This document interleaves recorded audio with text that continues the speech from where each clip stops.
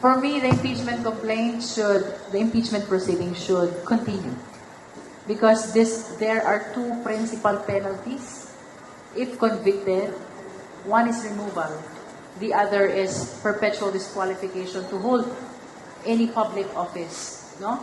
So, bagaman the resignation will render moot and academic the penalty of removal, I think the penalty of perpetual disqualifications need to be resolved as well.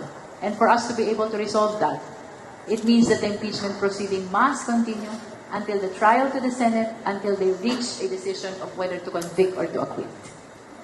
That would be for the perpetual disqualification. We will be sending the notice as soon as possible. No? For the complainant, I think we can anticipate that they will come because they are the party who filed this impeachment complaints with the House of Representatives through the Office of the Secretary General. But for the respondent, the Vice President, that is actually her prerogative, whether she will attend or she will not attend. But her presence, but the notice will mention the March 25 date. Yes. Okay. Tapos, dun po sa pag-present ng evidence, is it third complainants and then That's correct. Not third and fourth, then VP. No, we should give opportunity to counter the evidence of the complainant by the respondent. So the proper flow should be presentation of the complainant of evidence during on the third impeachment complaint, presentation by the respondent on the third impeachment complaint, and then we proceed to the presentation of complainant on the fourth impeachment complaint, and then presentation of respondent on the fourth impeachment complaint. After all of these are done, we proceed to the determination of probable cause. Ang pagbilang po natin doon, hindi po siya kasama doon sa session day kasi we are on break. No? So, I think at the moment, we are on the 10th day pa lang. No? So, hindi ko kasama sa bilang yung within the break. So, matatapos po. Yeah, no, the definition is really kung ano yung sinabi ng Supreme Court na at this point. So, matatapos po yung 60 days, I think in 5 months' time. So, medyo mahaba pa po yung panahon to basically dispose of the proceedings at the House Justice Committee. Thank you. I don't Or think how that many months po ang it will nakikita? consume 5 months, no? Kasi my consideration is the grounds alleged in the offenses and the grounds alleged in the third and the fourth impeachment complaint are almost the same. So I am anticipating, no, that after a lengthy presentation of evidence in the third impeachment complaint, baka pagdating ng fourth magkaroon ng adoption yan. Because it will be very, very tedious kung ipapa-identify mo ulit isa-isa yung the pieces of documents which are being offered in support of the allegations in the third impeachment complaint, no? I don't think it will extend up to 5 months. Nakikita po ba kayo na tingin nyo, estimate nyo, na target nyo, tingin nyo matatapos sa Committee of Justice? Anong month? Perhaps after the March 25 hearing, we will be able to assess the number of hearings needed for us to be able to reach the determination of probable cause.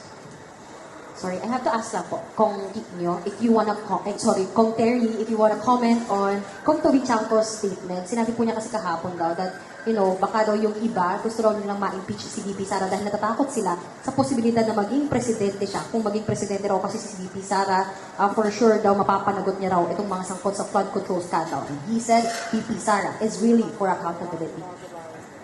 Well, una sa lahat, dapat pangalanan niya kung sino yung sinasabi niyang mga kongresista na mag-impeach on the basis lang para makalusot po sa pagpapanagot, no?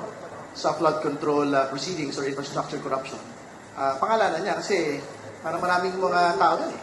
No? And pangalawa, tingin ko pwede naman hong tumakbo yung pong accountability mechanisms on infrastructure corruption, flood control at impeachment proceedings ng magkasabay. At nangyayari na ho yun. Meron pong tumatakbong proceedings sa level po ng Ombudsman at Sandigan Bayan ngayon. Samantalang dito, tumatakbo po yung accountability mechanisms to an impeachment against the Vice President. So, tingin ko dapat hindi pagbanggain po ni Congressman Chanco ito and ultimately, dapat magpangalan siya. Dahil unfair po ito doon sa mga, tingin ko hindi naman napangalanan sa kahit anong dokumento na nagsusupport po na impeachment. No? Yan ba yung mga taong binabanggit ni Congressman Chanco? na supportive of the impeachment just because they want to go scot-free during a Sara Duterte presidency. That I think would be very unfair to them.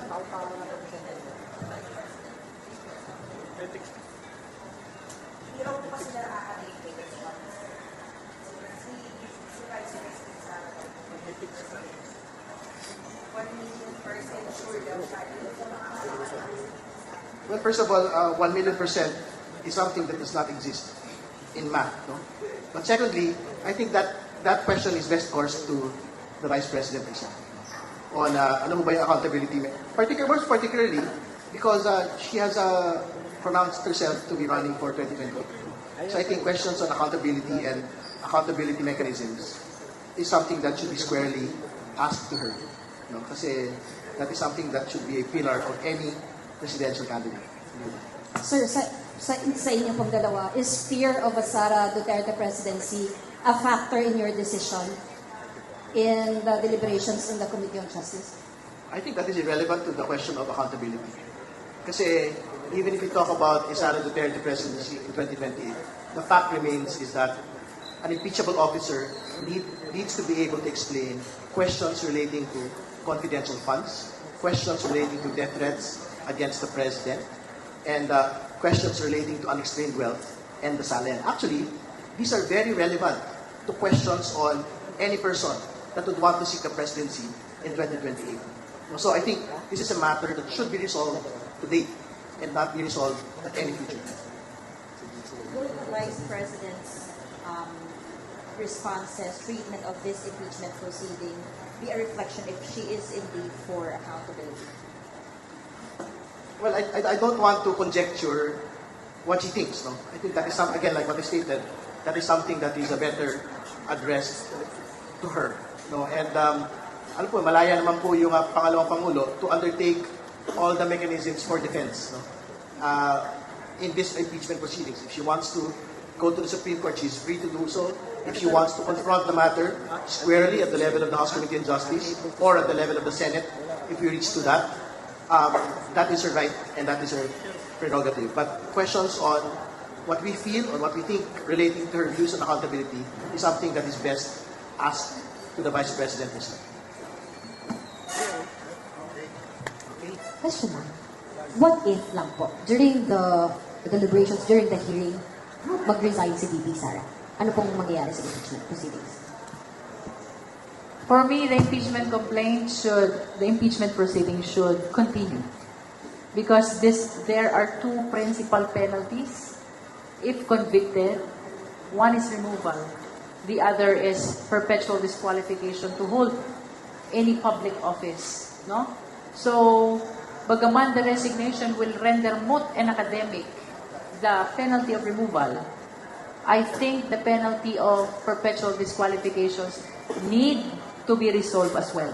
And for us to be able to resolve that, it means that the impeachment proceeding must continue until the trial to the Senate, until they reach a decision of whether to convict or to acquit.